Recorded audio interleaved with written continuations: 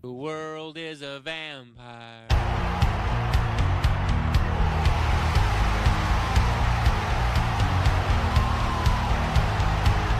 Scoop it up. Brad Haley will score.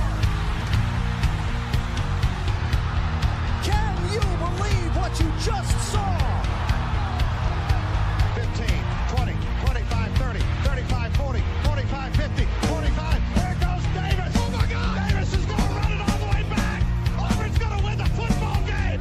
Auburn's going to win the football game. Hey, let's go. Get in here. Get in here right now. Get in here. You are now watching College Football Frenzy. Here are your hosts, JJ Seglio and Jake Marino. Ladies and gentlemen, welcome back to another episode of College Football Frenzy. It is great to be back on our Monday schedule like we should be. Jake, I got to say, man, it was a chaotic weekend in the world of college football. How are things holding up on your front? Oh, it's been very well. Long weekend, got to relax, did a lot of homework, but I'm excited to talk about this slate we had this past weekend. I do also want to bring this up.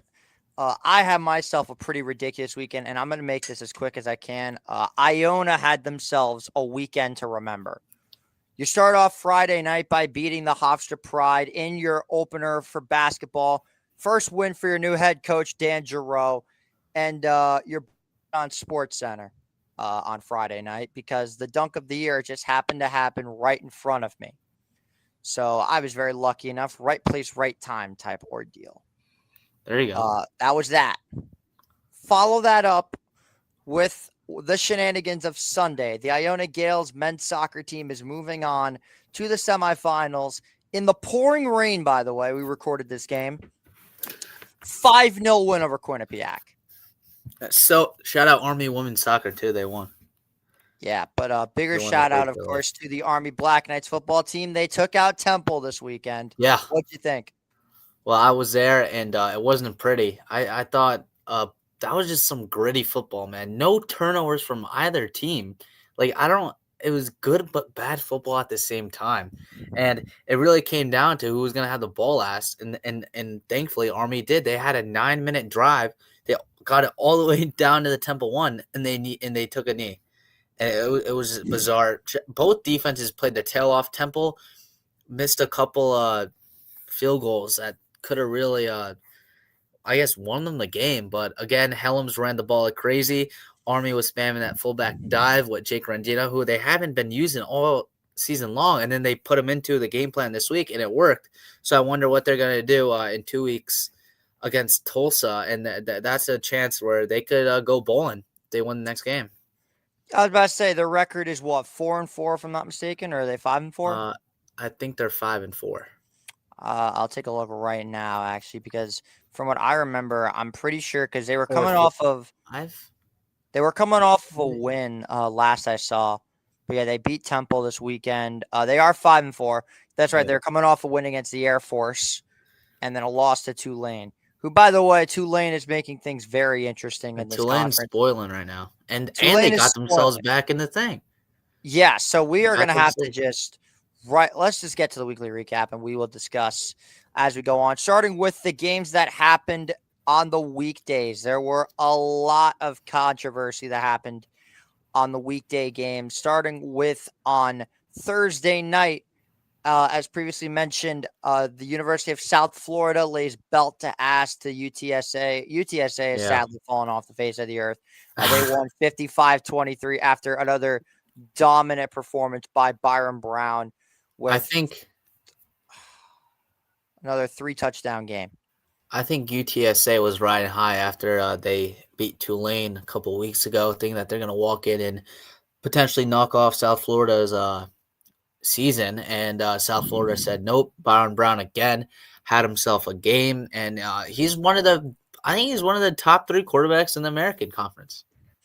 Him, Drew Mestamaker. There's a lot of talent within that conference. And that to me is the best part about the whole thing, is the amount of talent that this conference has bestowed upon us. And then on Friday, of course, you mentioned Tulane. They beat up Memphis 38-32. That was a game that I did not see coming. Yeah, no, Memphis I is in think trouble. again, John Summerall was in the hot seat. You know, all the talk earlier. I guess when Brian Kelly got fired, like, oh, who's gonna fill in that void for LSU? Could it be John Summerall? He's been really changing that Tulane program around. But now, again, they go into UTSA, they lose, and then they come back, and their backs were against the wall. Now, since they just beat Memphis, they're in it. They're in it with one conference loss here. Right, that makes sense. The biggest thing for me when it comes to the whole the whole Memphis debacle is that I just think that a loss against UAB destroyed them. Yeah. Because right now they're all the way back down to 6th in the conference.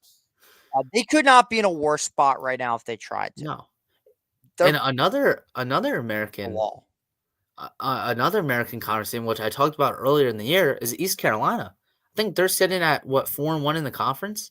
ECU They is got right there. yeah, and I think the next 2 games is against like Tulsa and I want to say another bottom team in the American Conference. So they really got a good chance along with Navy. Navy's at the top of the conference right now. Right, because they were not affected by the loss to Notre Dame, Nope. which was not expected. I want to say I feel sorry for Navy.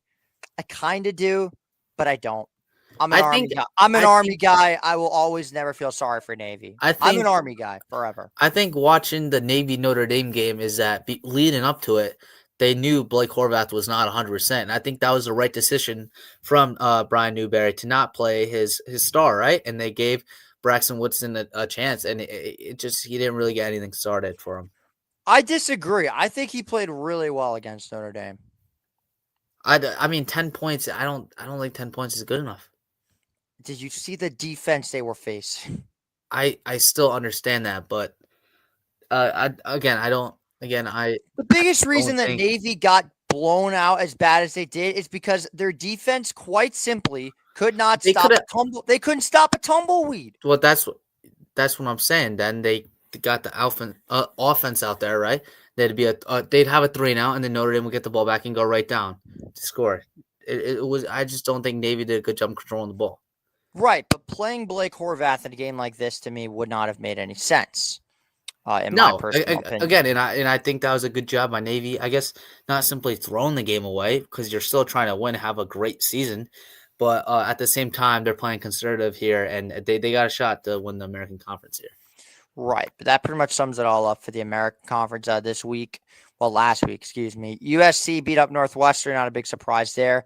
The Houston Cougars kept their season alive with a come-from-behind win against the UCF Knights. I'll tell you what, I don't know what the hell UCF was doing by benching their starting quarterback on the final drive. What are you doing? I also don't understand why they're throwing the ball in the end zone there. Yeah, you're trusting your backup with the game in his hands to throw that. You are down by 3 points. Yeah. Kick the goddamn field goal. And it's not like you're on the road. Yeah. It's not like you're on the road and you want the win. Or at the very least, get inside, get closer. You don't have to take a deep shot. You're down by 3, bro. Like that made no sense to me. That was a head scratcher. Complete head scratcher. And then we get to Saturday's action. Before we get into, obviously, the important games, the Notre Dame Fighting Irish beat the absolute brakes off of Navy. Not a big surprise there. But what I did notice is Jeremiah Love with what might have been the run of the year. And to make matters worse, he did this while I was live. So, and that short has gotten about 1,400 views right now. So, thank you, Jeremiah. You absolutely made me lose my mind.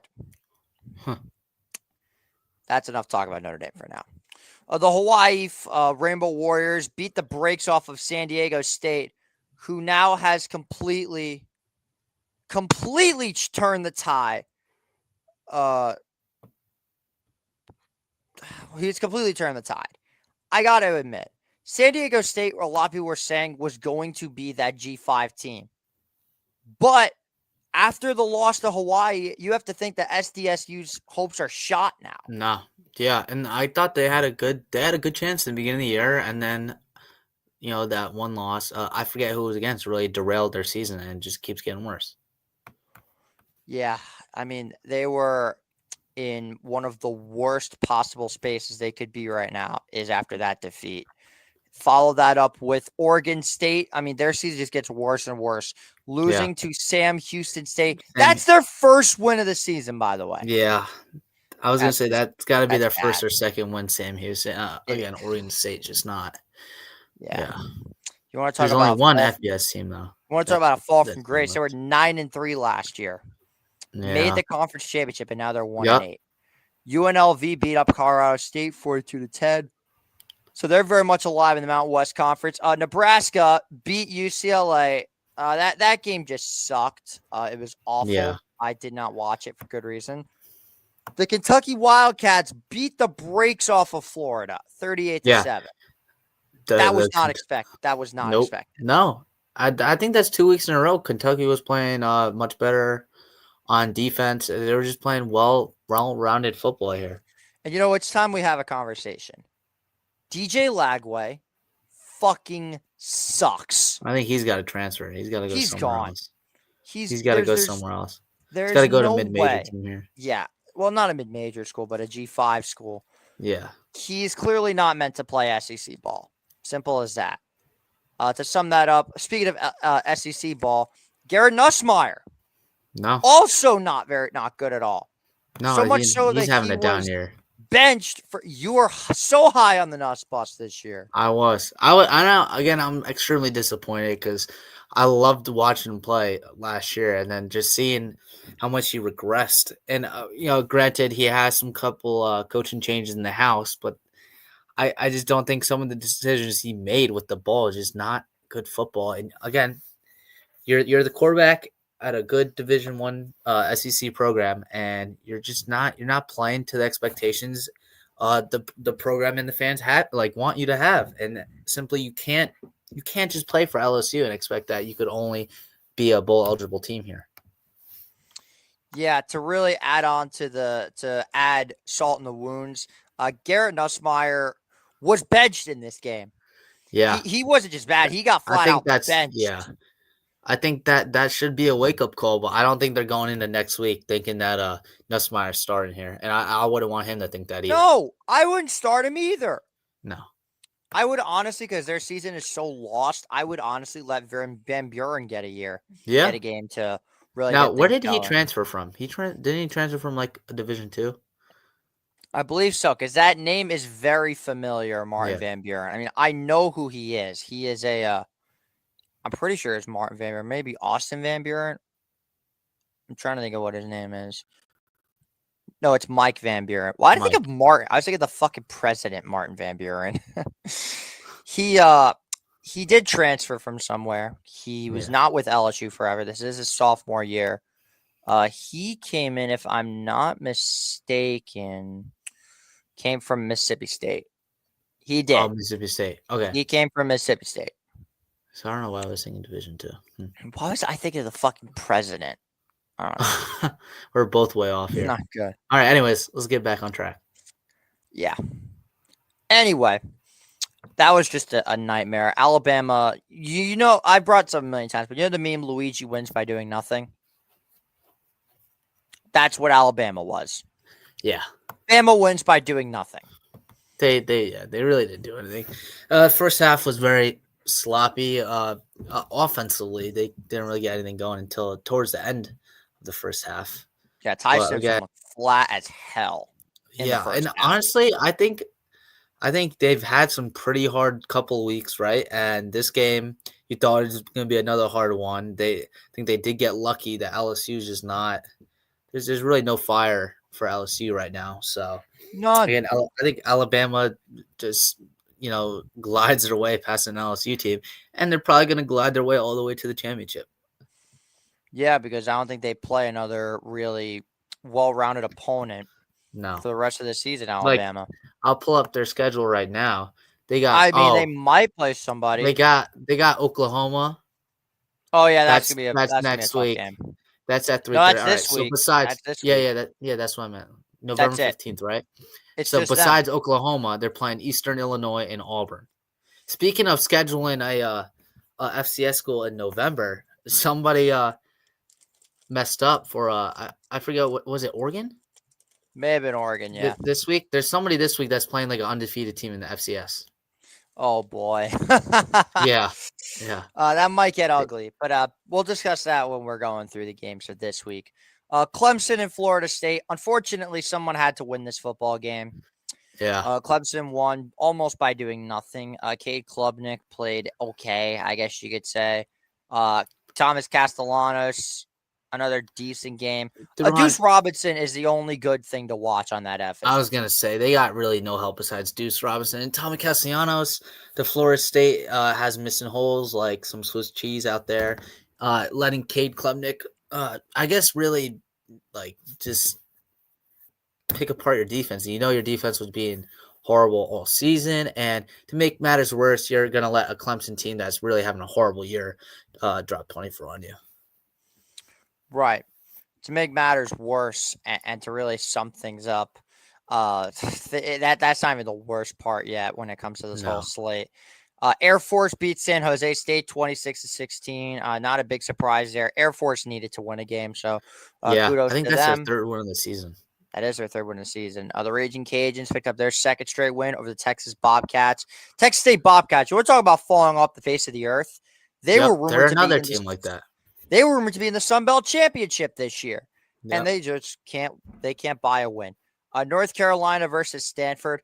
Now, I would just like to say the irony of this game being on the CW network is perfect. It was 3-3 at halftime. It's two terrible ACC teams, and it's on the CW network. Yeah. It's Can like you not do it any better than that? You can't. That's just kind of like a throwaway That's channel. perfection. That's like Wisconsin upset Washington. The Huskies let me down this weekend. Yeah. That I guess that earned Luke Fickell's to resign. Give him that lifetime contract, baby. Yeah. Luke Fickell, lifetime extension. I don't know. We did get a field storm, by the way. I have a friend that goes to Wisconsin, and he said they did storm the field. So the field storm streak is still alive. Coastal Carolina picked up a must-win game. I was just gonna say that, dude. TJ Finley. I haven't heard that name in forever. Former Auburn legend. Not really. Not a bad game against Coastal, but Georgia State didn't have a shot in hell. They're 1-8 for Christ's sake. Yeah. Speaking of which, who the hell let Kennesaw State win 7 games in a row? Kennesaw State. Weren't they one of the bottom tier teams last year? They were 1-11 last year. And now they're 7-2. The favorite to win Conference USA. Conference USA. Proven. They take on the Jacksonville State Gamecocks, led by one of a former Newburgh wide receiver. Not going to say. He had another good game too. He did. He played pretty well. I got it. Jacksonville State, man. We'll talk about Jack State in a moment. But Duke, what the hell is wrong with you? Yeah. Genuinely, what is wrong with you? You beat Clemson in Death Valley, then you lose to UConn. UConn's having a quiet year. They're 7-3. 7-3. Yeah, if they were in the American Conference, they'd be giving them absolute hell. But yeah, Joe Fagnano, he's having a year. Get them out of the independents, bro. Notre Dame should be the only independent because we like making everybody else angry. It's great. Yeah, and then you guys complain about the ACC refs you guys get. They are still the worst ever. By the way, we are going. You thought the ACC refs were bad before? College game days in Pittsburgh this weekend. You want to talk about? We are going to get the worst ACC refs we've had all season. I just know that if this game comes down to a ref ball, we're going to be on the losing end of it. I already know what's coming. So Notre Dame's going to have to win that game by 2 scores. We'll touch on that in a moment. Iowa State versus TCU. Iowa State, not a big surprise there. The 1 week I picked TCU, they win. So Iowa State and Arizona State are both on my shit list. But I'm not going to put Iowa State on the ban list because a lot of other teams lost and fucked up the parlay. Like Duke, for example. They screwed that up pretty badly. I don't know how Duke, again, like you said, I don't know how. Duke loses that game to I don't know UConn. how either. But on to some of the more important. Well, actually, we do a few more shitter games. The Miami Hurricanes. They beat the Syracuse Orange. Congrats. Not surprised. Syracuse Congrats, is I guess. terrible. Who cares? FAU beat Tulsa 40-21. That was a mugging. FAU picks up a much-needed victory. Jacksonville State with a come-from-behind win against the UTEP Miners. Shockingly, that was a pretty good game. Yeah. Came down to a game-winning field goal from 45 yards by Garrison Ripa. What about Eastern Michigan, Bowling Green? That was a wild game itself. FIU put up 56 points against poor Middle Tennessee State. Delaware with a come-from-behind victory against Louisiana, I believe that's what it was. Wait, hold on. Yeah, it was. What else do we have? Eastern Carolina, you mentioned them earlier. They picked up a dominant win over the Charlotte 49ers. That was a bloodbath. Rutgers won a meaningful football game. Yeah. About damn time. Are they one win away now for going bowling now? Yep, they're 5-5. Wow. And Eastern Michigan with a game-winning drive in the fourth quarter. They won 27-21 against Bowling Green. They're 3-7. Bowling Green's also 3-7. They're just duds. Ohio State, they're doing the bare minimum against these teams and still blowing them out. That's how concerned I am. Yeah. Yeah. They might go back to back here. They might go back here. They might. I'd keep them at 1. You know something, and I'm being so honest when I say this, the downfall of the Liberty Flames has to be studied. They went from I'm pretty sure they were 13-0 one season to being undefeated. Now, was that with Hugh Freeze? I think that was when they were with Hugh Freeze. It might have been with Hugh Freeze. But then they faced Kennesaw State and lost. And now they have recovered since. They lost to new FBS Missouri State. I hope that they just completely kicked Liberty out of the FBS. I'm tired of their shit. James Madison, welcome to the AP Top 25. Beating up on the Thundering Herd, 35-23. Army, we already mentioned. Georgia lays belt, not a big surprise. SMU slaughtering the carcass that is the Boston College Eagles at 1-9.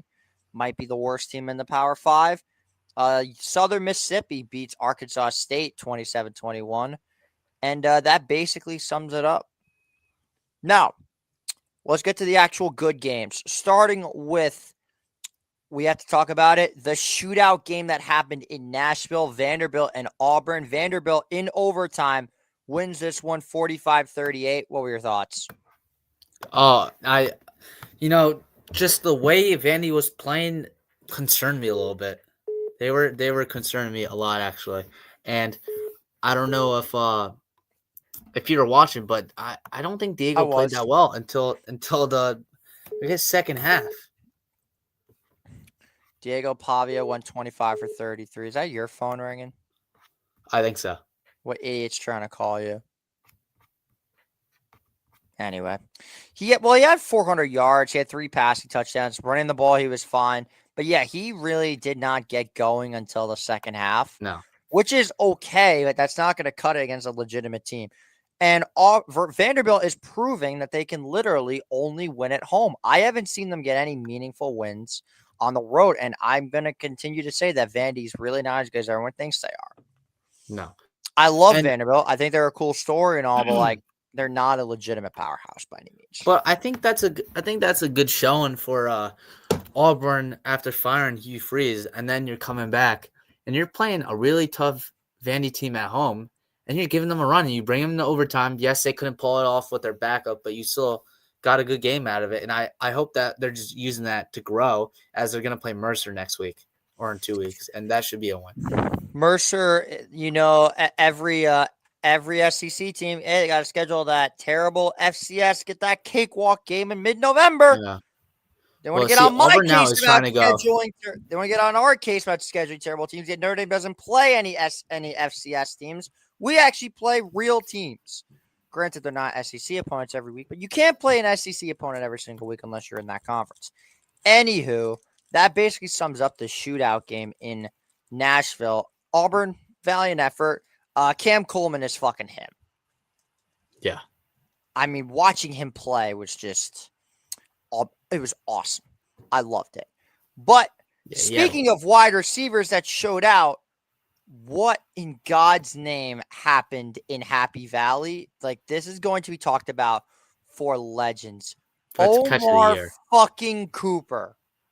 I don't know how he caught that. And it's not just it was a great throw. It was a great catch. It was just beautiful watching the play go down. I don't know how he got that toe At down. first, I thought it was insane. at first glance, I thought it was a routine catch. But No. then I saw where his toe landed. No. Yeah. How do you catch that? I'm still mesmerized on how he got his foot down. I'm shocked. That was good defense too. He did his job. He had his hand up and everything. I don't know how he got the ball right to that spot and then he could land perfectly.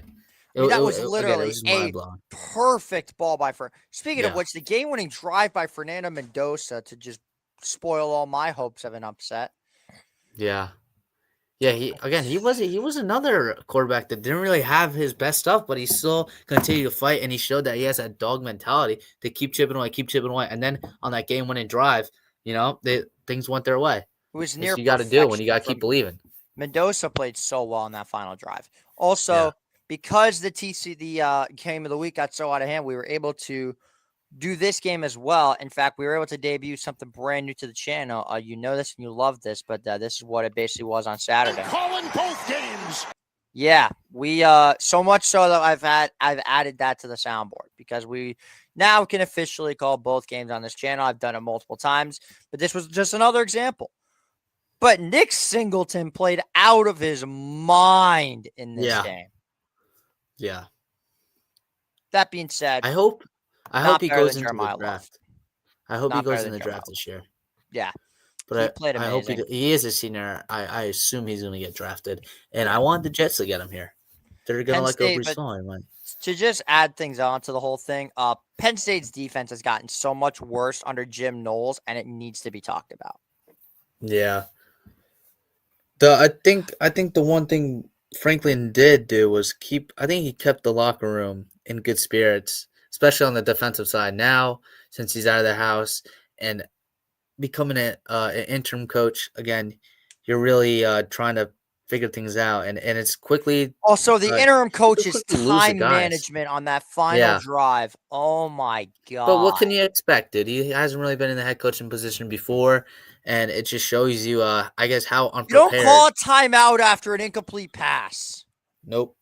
I mean, there's just stuff you can't do, and that's something I feel like is common sense.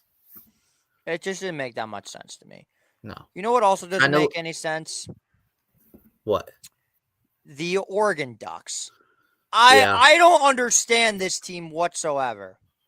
No. I feel like all these games they played in are really they're just like close and against horrible teams. Besides Rutgers, like all these wins. Actually, I lied. Besides Oklahoma State and Rutgers and Oregon State, which is terrible, like these wins are really like you're looking at like one play and the game could be switched around. Absolutely.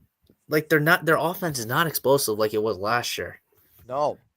You're missing key pieces here. And credit, yes, Dante Moore, the quarterback, he's been doing a good job, I guess, on the offense. But besides that, you got to give their defense more credit here. Their defense is always on the field, and they're always coming out with the big stops. But I do want to give a shout-out to the Iowa Hawkeyes. They're way better than I thought they were. No, they ran the ball really well. They did run the ball really well. I just wish Iowa won this game. This would have been awesome. Yeah. But again, can't have everything. Oregon being the better team, they got the ball with final chance, and they capitalized. Now, if only they didn't lose to Indiana, they'd be undefeated right now. Who is FaceTiming you, man? What? I just heard the FaceTime thing go off. No, we're good.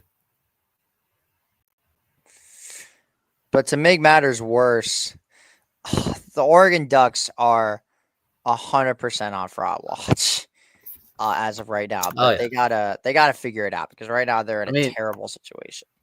looking at their schedule, they got Minnesota this Friday night. They got USC and they got Washington. Yes, Washington just lost to Wisconsin. But if I'm Oregon, I'm scared about USC here because one loss, I feel like they're out of it. Yeah, one loss and the Ducks are done. Yeah. But to sum it all up, the Oregon Ducks are. We still don't know what the hell they are. We know that Iowa's good, but what is Oregon gonna do? I have no idea. But they got to get it together right now because Also, Dan Lanning. First time ever, I didn't hear him coked up on a press conference. That was the most calm press conference I think he's ever delivered. I think it's because they got where it was absolutely pouring in Iowa. Probably soaking wet. Weather cold. was horrendous. Oh my gosh. It was so bad. Speaking of so bad, I think we need to have a moment of silence for what took place on Saturday.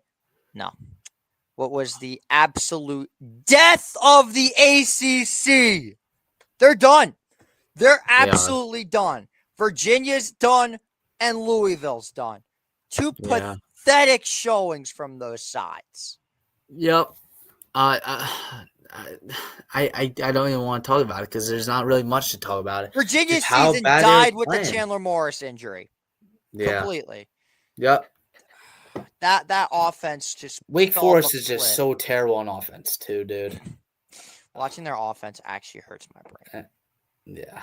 You know who was low-key awesome to watch? Jaron Sagapu. Oh my! I can't even say his name. He's the quarterback for Cal. Yeah. Jaron Sagapulitelli. Yeah, Jaron Sagapulitelli. He played fantastic for Cal. Oh, he did. Minus his 4 carries at Louisville too. Louisville is a top 15 team. They went in overtime. Were faced on 4th and goal, went for it, and won the game off that. Yeah. That coach has the balls of a wheelbarrow. That's Dan Campbell right there. That's Dan Lanning, yeah. He's dragging him around Berkeley, California after that.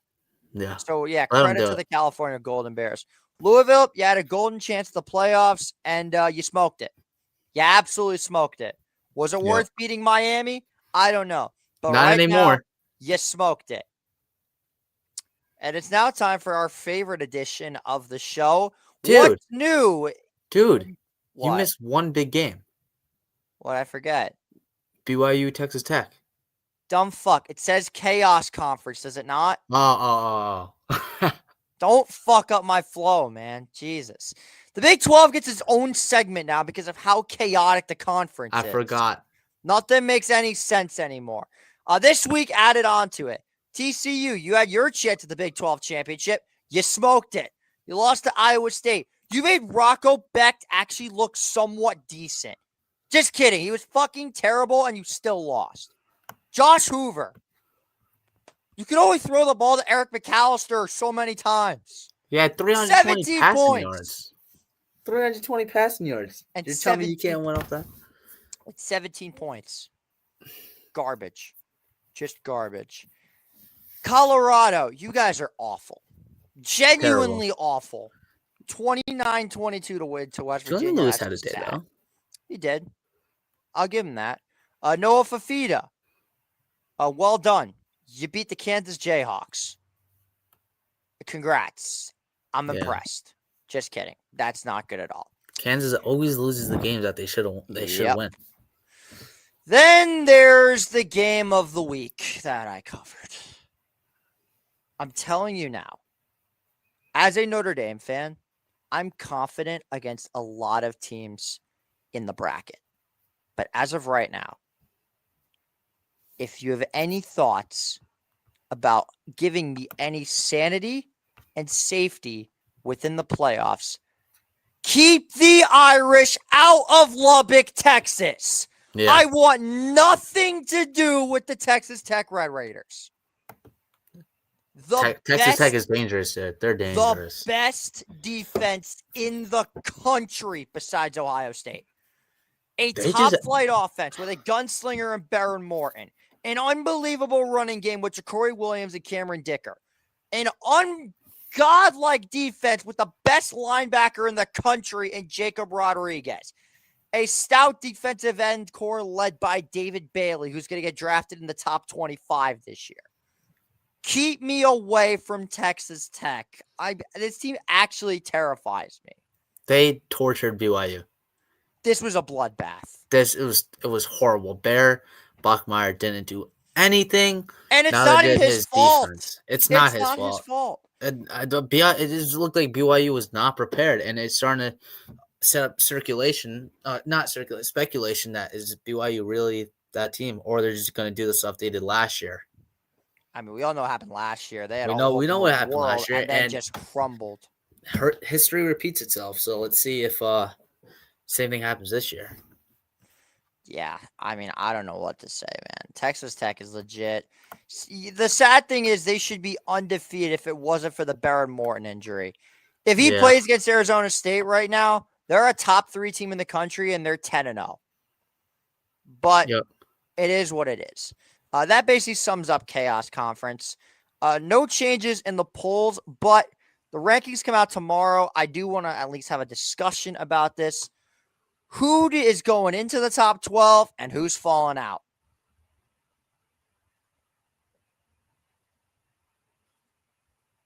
That's what I'm asking you. Who's in and who's falling out?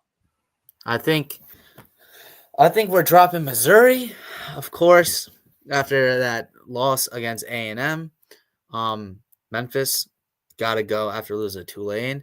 And again, Washington losing to Wisconsin. Those are pretty much guaranteed, right? But what else are you thinking here? I think so. I have my rankings. I couldn't get them up on my laptop, but I right now have Ohio State. I'm just going to rifle off the playoff side. So right now, the G5 team that I have is the South Florida Bulls. I have them traveling to Lubbock to take on the Texas Tech Red Raiders. I have BYU hitting up Sanford, Georgia to take on the Bulldogs. The Ole Miss Rebels will be hosting the Georgia Tech Yellow Jackets. The Notre Dame Fighting Irish will be traveling to Austin to take on the Ducks, which is the one team I want to play. I don't think Oregon's that good. The top 4 of Ohio State, Indiana, A&M, and Alabama stays the same, but into the new top 25. Pitt, you're in. Cincinnati, you're back in. JMU, welcome to the polls. And North Texas. Having a quiet year. 8-1. They're having a very quiet year. Yeah, JMU. Not spoken enough.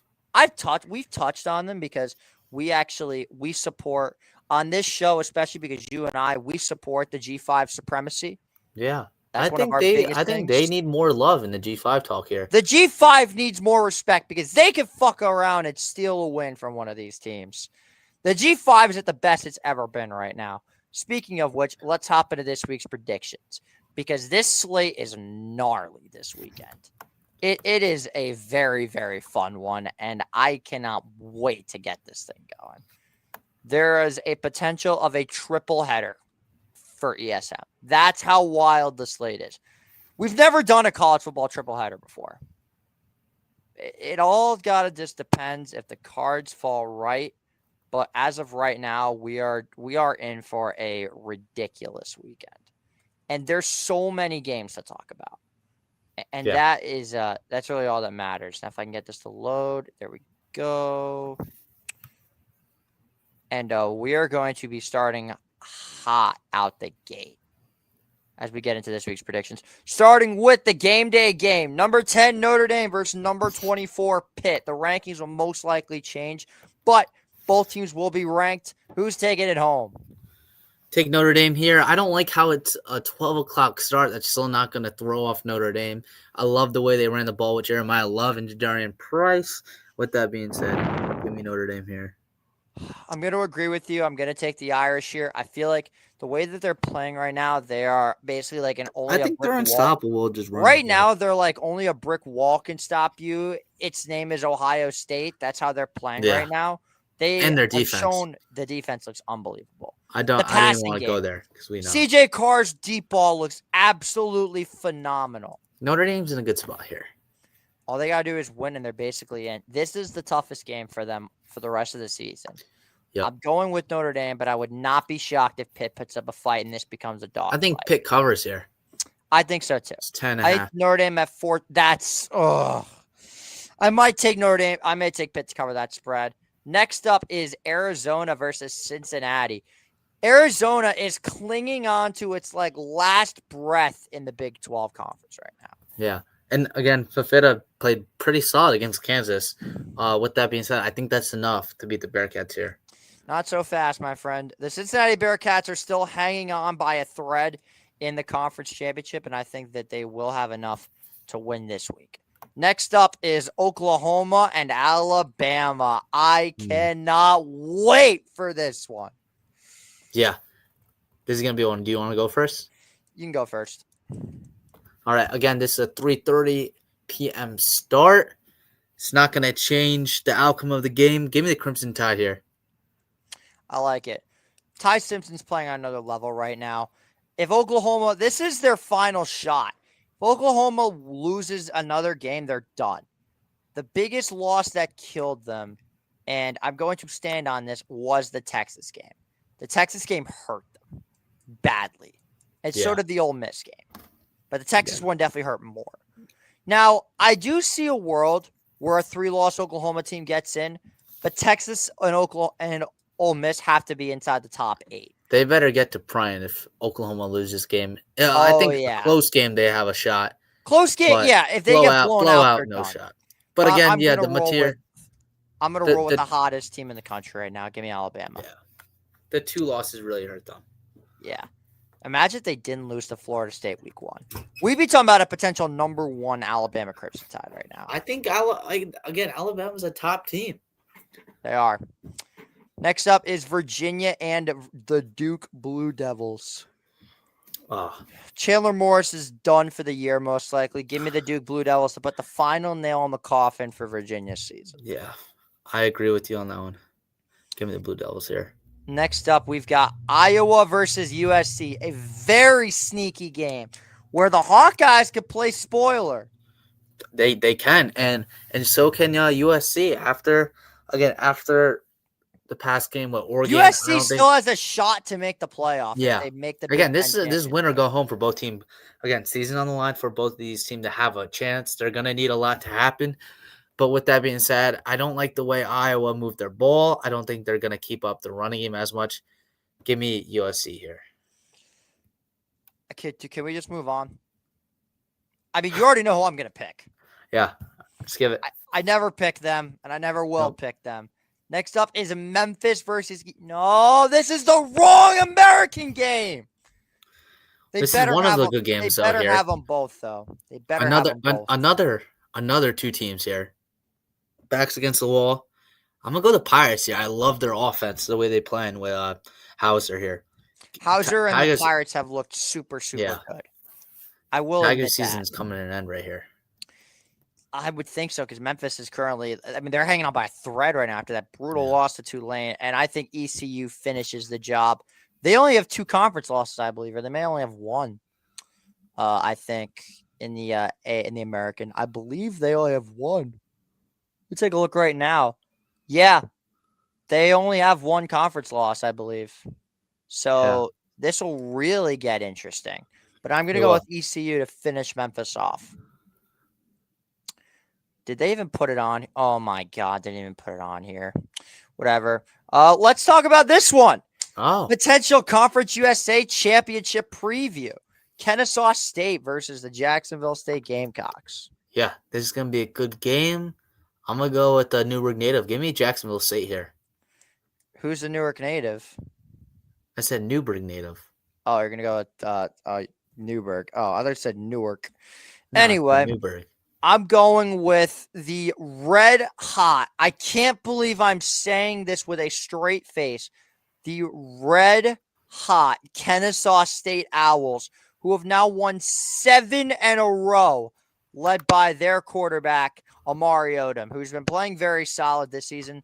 The running game has also been unbelievable for them, the passing game also.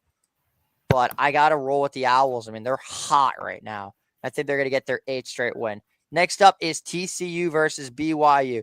If you're following how things went last year, It was against an unranked opponent is when BYU fell off a cliff.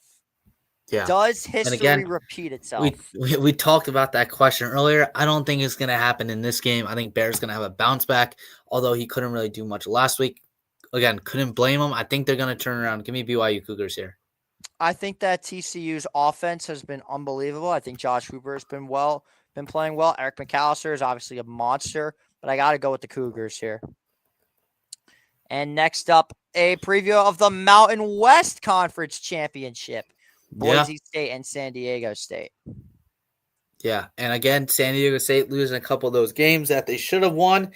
Speaking of that blowout last week, give me the Broncos here. Give me the Broncos. I'll roll with you on this one. I think Maddox Madsen has himself a very good game, and Boise State reestablishes themselves as the number one team in the Mountain West. Now, I'm going to rifle off the games that they forgot. And I'm very disappointed that they forgot some of these games because the slate this weekend is out of control. I will be honest. Starting off with the big one.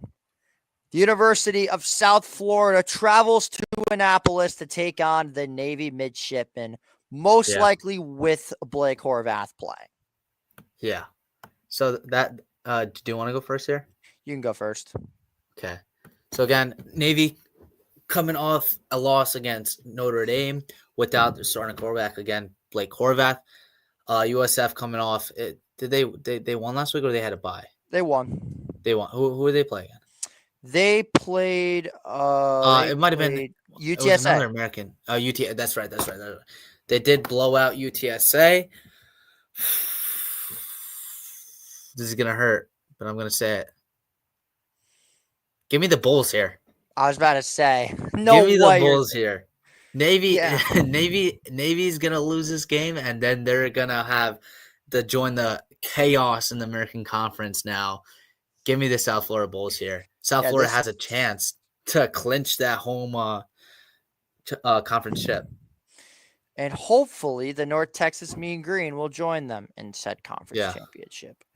Regardless, I'm going to agree with you and take the South Florida Bulls. I love what Byron Brown is doing. That offense is top flight.